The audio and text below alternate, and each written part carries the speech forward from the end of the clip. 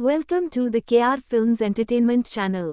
आज इस वीडियो में मैं आपको 21 में रिलीज हुई केकड़ों की फिल्म की पूरी कहानी समझाने जा रहा हूँ। आइए बिना देर किए इस फिल्म की कहानी देखें।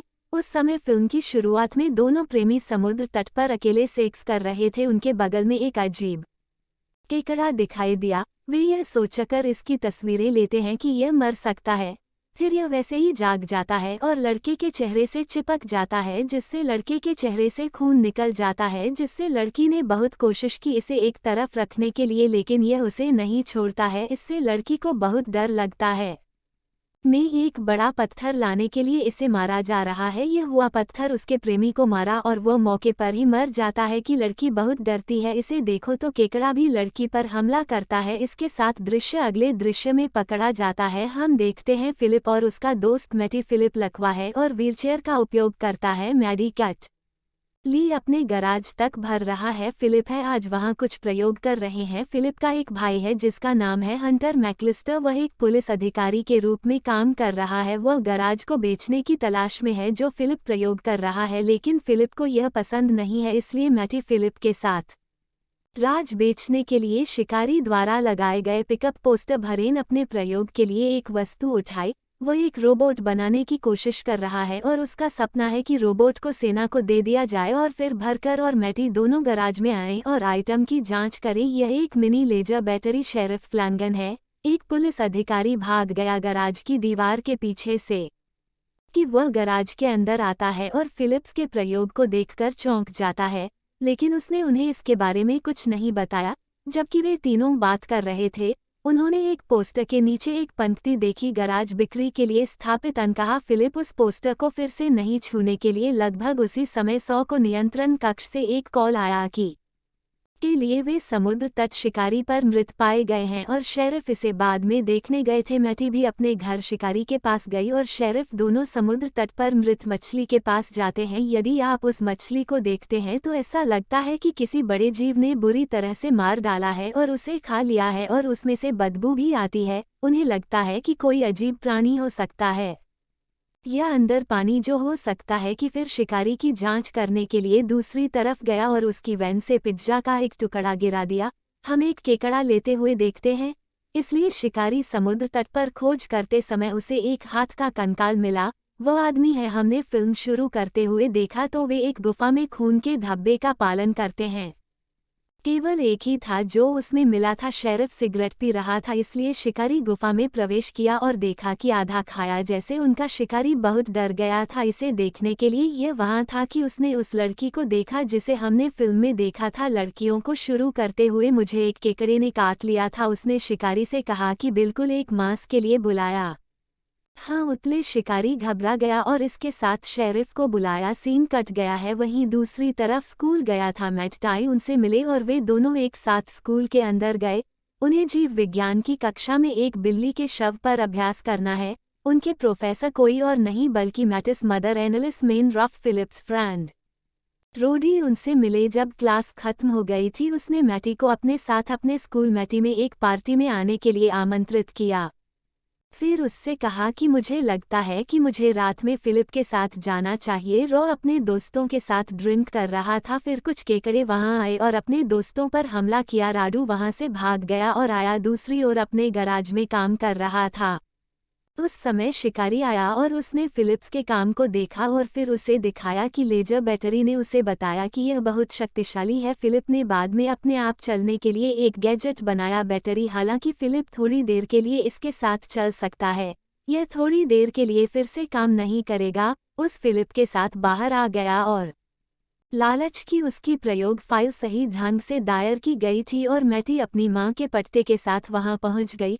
हालांकि फिलिप ने उन्हें अनदेखा कर दिया। फिलिप की तलाश में जाता है। इस तरफ एनालिस हंटर वैन में जाता है और वहां शिकारी स्कूल के समय की तस्वीरें देखता है।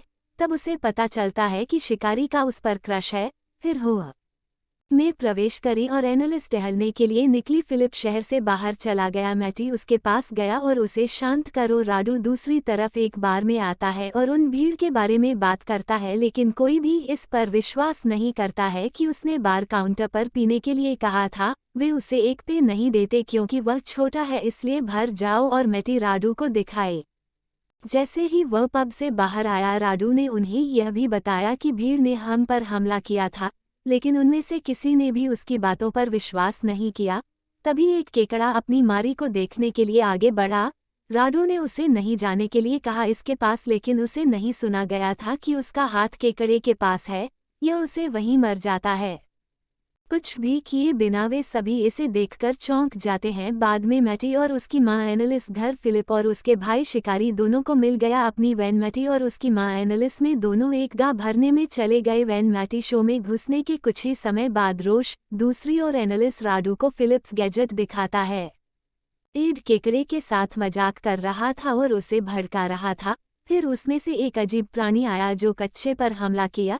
इसका मतलब यह है कि हम समझ सकते हैं मौत के बाद ये केकड़े एक अलग प्राणी में बदल जाते हैं। शेरिफ सुबह जल्दी मछली पकड़ रहा था, वहां उसने भीड़ भरने की आवाज सुनी और दूसरी तरफ शिकारी स्कूल में एक पार्टी में जाने के लिए तैयार हो रहे थे। पार्टी में शामिल होने के लिए मैटी पर चलने के लिए खुद को एक गैजेट खरीदा है। पार्टी में फिलिप को घूमते हुए देखकर बहुत खुशी हुई है। हम जानते हैं कि विवाहित मां एनालिस ने इसे चलाने के लिए इस गैजेट की मरम्मत की। दूसरी तरफ शिकारी ने एक केकड़ा देखा, वे बहुत डरे हुए हैं, इसे देखो। इस बीच एनालिस वहां पहुंच गया। पार्टी में सभी के साथ नृत्य करने के लिए वह आदमी जो थोड़ी देर के लिए संगीत बजा रहा था, एक केकड़े के पास आया और उस पर हमला किया और उसकी जरूरत थी। हर कोई इसे देखने से डर गया था। एनालिस आगे बढ़ गया इसे देखे, जबकि केकड़ा था हमला करने के बारे में याद। दो शिकारी ने किसी तरह इसे बाहर निकाला और फेंक दिया और सभी को बाहर निकलने के लिए कहा। इस दौरान कई केकड़े आए और हर एक पर हमला किया। उन्होंने किसी तरह सभी केकड़ों को मार डाला। फिर एक केकड़ा और यह बदल गया एक बड़ा प्राणी जिसे देखकर हर कोई डर कर भाग गया। शिकारी सभी को एक सुरक्षित केबिन में ले गया, लेकिन फिलिप्स गैजेट काम नहीं कर रहा था और वह केबिन के पास नहीं चल सका और हर एक शिकारी ने इस बीच फिलिप को उठाने की कोशिश की, जबकि प्राणी है उन्हें देखकर। और दूसरी तरफ आकर फिलिप ने देखा कि यह उनकी ओर आ रहा है और 100 को भागने के लिए कहा, लेकिन शिकारी ने फिलिप प्राणी को नहीं छोड़ा और आगे बढ़कर खड़ा हो गया।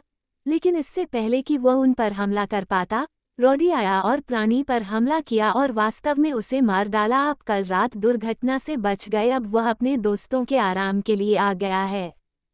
क्यों? फिर वे स्कूल की प्रयोगशाला में जाकर एनिलिज प्राणी के बारे में जानने का प्रयास करते हैं, तो उसने कहा कि ये सभी केकड़े बहुत पुराने हैं, ऐसे केकड़ों में बहुत अधिक विकिरण होता है, वे तो हैं भयानक। तो 100 ने विश्लेषकों को घटना के बारे में बताया। मछली के मामले में वे 3 प्रकार के होते हैं। पहला प्रकार कम भीड़ जैसा दिखता है, दूसरा प्रकार मनुष्य जैसा दिखता है, तीसरा प्रकार मछली खाता है जो बाद में आकार में बहुत बड़े थे। सभी केकड़े शहर में लोगों पर गिर गया और उन पर हमला किया और उन्हें बुरी तरह से खा लिया। शिकारी ने सभी को गराज को छोड़ दिया और लोगों की रक्षा के लिए शेरिफ के साथ निकल पड़े, हालांकि फिलिप ने शिकारी को जाने से रोका।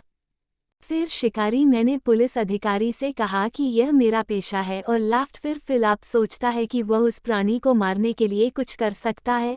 उसने काम करना शुरू कर दिया। शिकारी दूसरी ओर शेरिफ के घर जाता है, हालांकि उस पर भी केकड़ों द्वारा हमला किया गया और मार डाला गया। उन्होंने उस समय शिकारी पर भी हमला किया, लेकिन इस शिकारी के भीतर दूसरी ओर बाहर आया। गराज के बाहर बहुत सारे केकड़े भी थे। राडू उन्हें मारने के लिए बाहर आए। राडू ने उनका ध्यान हटाने के लिए उन्हें पलट दिया। एनालिस ने एक छोटे से उपकरण की मदद से एक केकड़े को मार डाला। अगले दृश्य में हम बड़े जीव को देखते हैं, उस मछली को खाने के लिए जो सुबह शहर की ओर जा रहा था। फिलिप ने बड़े जीव को मारने के लिए एक बड़ा रोबोट बनाया। इसके साथ फिलिप खुद रोबोट के अंदर बैठ गया और इसे नियंत्रित किया। फिलिप ने उस रोबोट की मदद से एक प्राणी के साथ सोचा कि प्राणी भी बहुत शक्तिशाली है, इसलिए यह इतनी जल्दी नहीं मरता है कि उसने रोबोट के हाथ को काट दिया। फिर फिलिप ने अपनी तलवार से प्राणी पर हमला किया और एक सिर काट दिया और प्राणी इससे बहुत नाराज हो गया। इसने रोबोट को नीचे गिरा दिया। इस बीच शिकारी आ गया अपनी कार से। उसने पहाड़ी से दौड़ती हुई कार को उस प्राणी पर गिरा दिया, जिससे वह फट गया और फिर भरने के लिए कुछ समय मिला कि उसने उस प्राणी को मारने के लिए एक लेजा का इस्तेमाल किया। सभी ने इसे देखा और महसूस किया खुश। मैटी फिलिप को चूमा क्योंकि वह अंतिम फिलिप में भरना पसंद करता है। रोबोट तैयार करता है और शहर के बाकी जीवों को मारने के लिए जाता है। मैडी उसके साथ है। इस बार इस तरह की एक दिलचस्प फिल्म स्पष्टीकरण